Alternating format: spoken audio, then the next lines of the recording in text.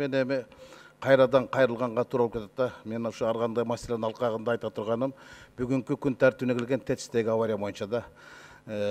Азыркыга чейин корутундалген жок Дастанбек Арысбекович. Мен таанышкан жокмун. Бирок азыр ошо комиссиянын айрым мүчөлөрү менен сүйлөшүп көрсөм, ошол жерде ошол келишим пайда болуп жатканда, кол коюлуп жатканда, долбоор иштелип жатканда 3 гана киши Кыргызстандын кызыкчылыгын коргоп каршы чыккан экен. Алар мурунку тышкы иштер министринин орун басары Аскар Бешимов, мурунку юстиция министринин орун басары, же болбосо ошол кезде өкмөттүн аппаратын иштеп жаткан Махамаджан Иминов жана экономика министри Арзыбек Кожошов дейт.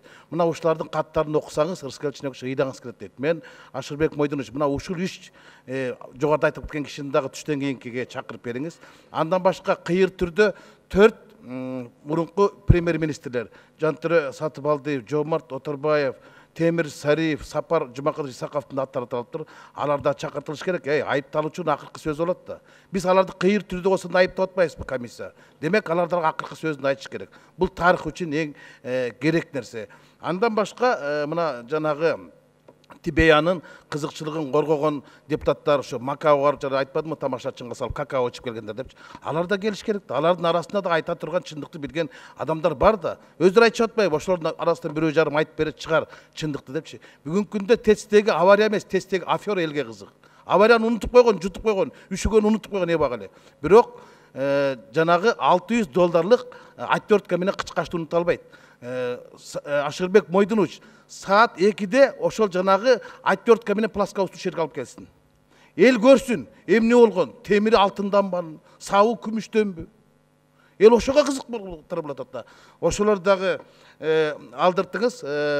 Андан башка ошол жанагы 31 адамды бир кыйыр түрдө айыптап атабыз да. Мына ушулар ТЭЦ-ке болгон аварияда күнөөсү бар депчи. Эми 7 киши бүгүнкү күндө камалып атат. 7 киши камалып атат. 31 киши айыпталып атат. Бирок бул чынын айтканда кылымдын кылмышы болгон да.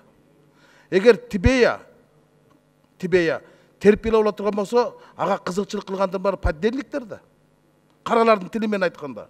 Алардын бардыгын биз сурашыбыз керек да. Эми комиссия алар айтып атат, биз болгон иштин баарын жазадык дейт. Калганын эми биздин да пикир бар, биздин да сунуштар бар, биздин да шайлоочулар бар да. Алар койгон талапты ушул жерге чакырганда башкы прокурор, улуттук коопсуздук кызматы бул боюнча ТЭЦ-теги авария боюнча кылмыш иши козголгон. Ошолор канчалык деңгээлде бүгүн жүрүп атат?